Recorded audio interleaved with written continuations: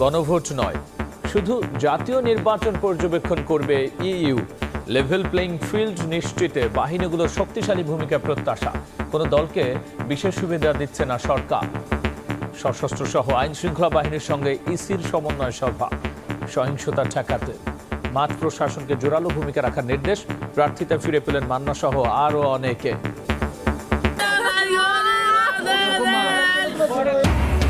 Myanmar থেকে ছোড়া গুলিতে টেকনাফে গুলিবিদ্ধ শিশু জীবন শঙ্কায় প্রতিবাদে সড়ক অবরোধ করে বিক্ষোভ। সীমান্তে নিরাপত্তা জোরদার, বিজিবির অভিযানে আটক 53। বিটিসিএল ভবনে আগুনে নয়, জুলাই আন্দোলনে ইন্টারনেট বন্ধ করা হয় সরকারের নির্দেশে। জয়ের নীল নকশা বলছে প্রসিকিউশন। অভিযোগ গঠনের শুনানি শেষ। ইন্টারনেট বন্ধ করেনি, বন্ধ হয়ে গেছে।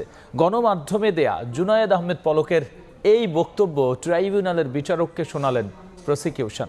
একই সঙ্গে ইন্টারনেট ও সামাজিক যোগাযোগ মাধ্যম বন্ধের বিষয়ে সালমান এফ রহমান ও পলকের কথোপকথন পড়ে শোনানো হয়। এ মামলার অভিযোগ গঠনের শুনানিতে চিফ প্রসিকিউটর বলেছেন, সাবমেরিন কেবল কাটা পড়া বা বিটিসিএল ভবনে আগুন লেগে ইন্টারনেট বন্ধ হওয়ার কথা প্রচার করে সেই দায় ছাত্র জনতার উপর চাপানো হয়। জুলাই হত্যাযজ্ঞ আড়াল করতেই ইন্টারনেট বন্ধ করেছিল তৎকালীন সরকার। সজীব ওয়াজেদ জয় বিদেশে বসেই এসবের নীল নকশা করেছিলেন বলে ট্রাইব্যুনালকে জানায় প্রসিকিউশন। অভিযোগ গঠনে 15 জানুয়ারি আসামি পক্ষের শুনানির দিন ধার্য করেন আন্তর্জাতিক অপরাধ ট্রাইব্যুনাল 1।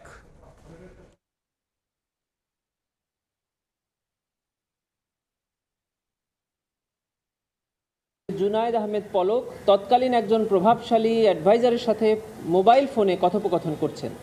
কথোপকথনে বলছেন যে 8টি অ্যাপস অর্থাৎ অ্যাপ্লিকেশনস চিহ্নিত করা হয়েছে যেটি সামাজিক যোগাযোগ মাধ্যমে ব্যবহৃত করা হয় এবং 8টি বন্ধ করে দেওয়ার ডিসিশন হয়েছে। এবং এই ব্যাপারে ওনারা আইসিটি অ্যাডভাইজার অর্থাৎ এই মামলার অন্যতম আসামি সজীব আহমেদ ওয়াজেদ জয় সাহেবের সাথে কথা বলেছেন।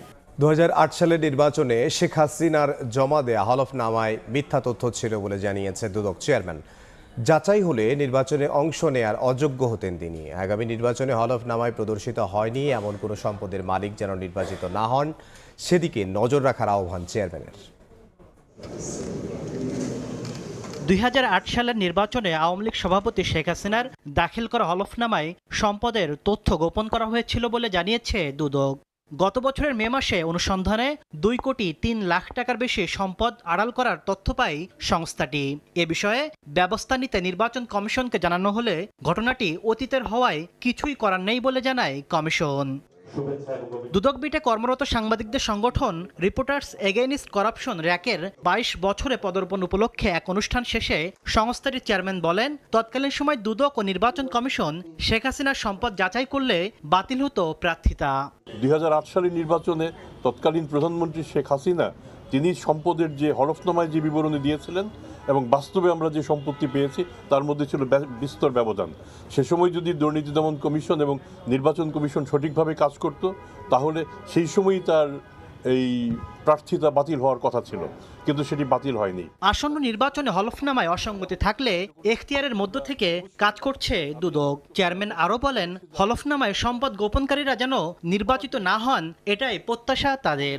আমরা হলফনামাগুলিতে যে আয় ব্যয় হিসেব, এই হিসেবগুলি মানে প্রাপ্তির যে সময় এবং আমাদের দুদকের যে কর্মপদ্ধতি, এই কর্মপদ্ধতিতে একটি অনুসন্ধান করে তদন্ত করে বের করে নিয়ে আসার যে সময়, এই ব্যবধানটা অনেক বেশি। কোনো হলফনামার সম্পদ নিয়ে আপনারা যদি সন্দিহান হন, অনুগ্রহ করে আপনারা যে সবার আগে আমাদের হাতে দিন। আমরা চাবো না হলফনামায় প্রদর্শিত হয়নি এরকম সম্পদের মালিক আগামী দিনে শাসক হিসেবে আসুক। দুদক চেয়ারম্যান আব্দুল মোমিন বলেন, নির্বাচনে দুর্নীতিমুক্ত ব্যক্তি নির্বাচিত না হলে দেশের অগ্রগতি সম্ভব নয়।